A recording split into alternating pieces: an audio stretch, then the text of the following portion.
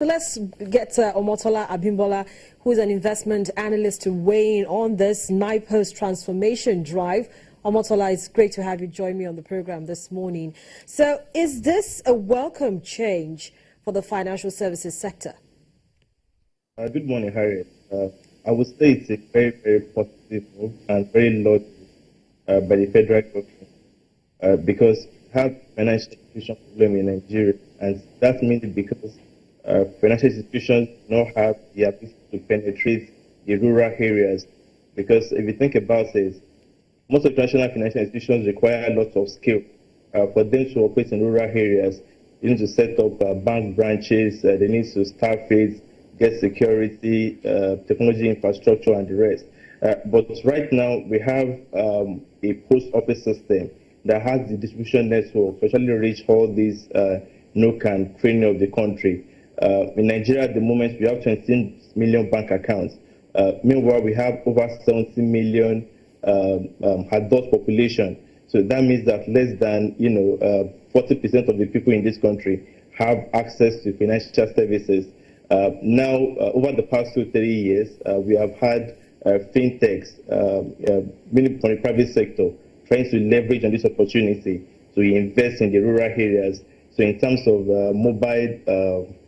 mobile money transfer, payment system, and the rest, they've been trying to access this market. But when it comes to savings products, they've been unable to access this particular market because they have limited infrastructure to do this.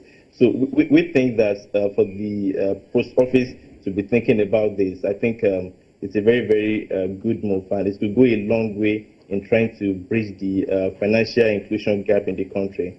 Omotola, don't you think this will take away the many advantages of having a NIPOST in the first place? Because first and foremost, they try to help you get your letters. At least I remember once upon a time when we had this box outside our homes, we had, the postmaster sending in his agents and dropping the letters, but that has kind of reduced. So do you think that it will reduce the functions of the primary functions of why NIPOST was put in place as an agent in the first place, and also affect how they run the business? Well, I think it's a valid concern, but I don't think this would actually materialize. It's more of trying to offer many services under the same platform. So while they're still trying to do their traditional function of delivering letters and documents to people, they could as well use the same facility and resources to provide other services, such as banking service to people. So it has been done in other countries of the world. I think it's being done in Kenya now. It's being done in South Africa, India, Brazil. So it has been tried and tested in emerging and developing countries like ours. So I think if we can study their own system of operation and apply the lessons to be learned from theirs, to Nigeria's situation, maybe we can go a long way in actually, being a lot more efficient when it comes to using federal government resources, such as the land and buildings, being owned by NIPOST. But Omotola, you also heard Mr. Bisi Adegbuyi, that's the Postmaster General, talking about using technology. And yes, we seem to be on track. Nigeria seems to be on track in achieving that.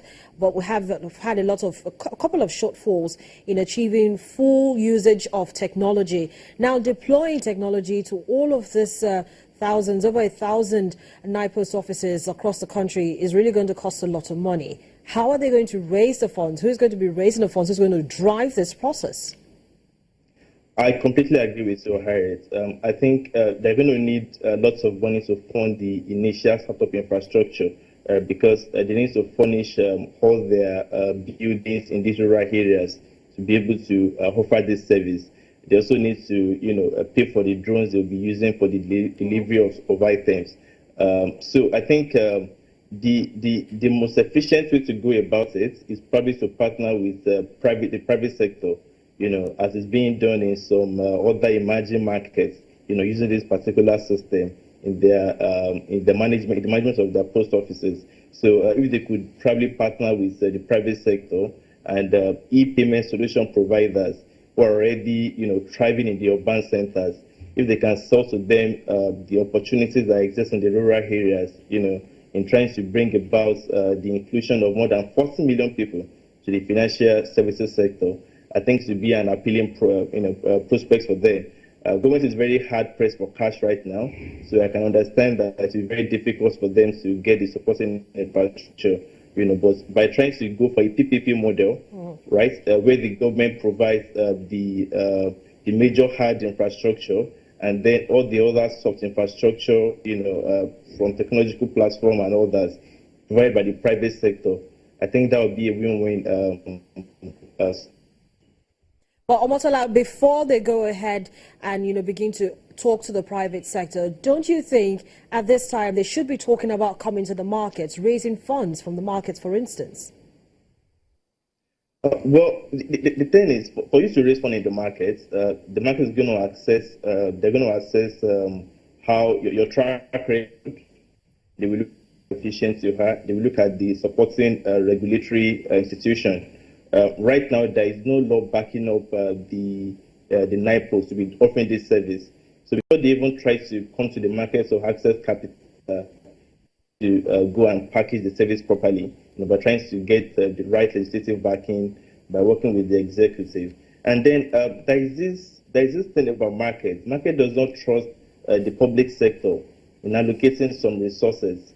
So the government wants to go into the business of banking. Very few private investors will probably support them, with the capital, because they believe that, judging by the handling of all that infrastructure by the government in the past, they haven't been really so much efficient, about using those resources. So I think the appropriate thing to do before going to the market would probably be to first get a strategic private sector partner, that's going to use its own name and reputation to help the NIPOST to raise its capital, from the market. How quickly do you expect to see this happen? Trust me, Harriet, that's a very difficult question. To predict moves by government institutions when it comes to implementing policies is a very, very difficult one. In the past 1 year, we've been talking about raising $1 billion Euro bond. We're going to 2017 and nothing has been done about that. So I think government has issued lots of commitments, in doing this. Like I mentioned initially, the opportunity is there. There are over 40 million unbanked adult population in the country, and we still have a growing population, by growing by 3% per year. So the opportunity is quite massive. Take for example, in Borno State right now, where we are having a security challenge. We are having private money transfer agents being the major financial intermediary in this state. So when people want to send money to their relatives or we don't want to collect money, sent to them in Borno State, they go through all these mobile money transfer agents. So that tells you a lot about the opportunity that exists. But the government has to be very, very serious about it. But like the Postmaster General mentioned, they've taken the right steps, by first appointing someone from the private sector to head the NIPOST office. So maybe that may communicate to the market that government is actually very serious about implementing this. Omotola Abimbola, investment analyst with AfriInvest, thank you so much for your perspectives on the program this morning. Business Morning returns after now.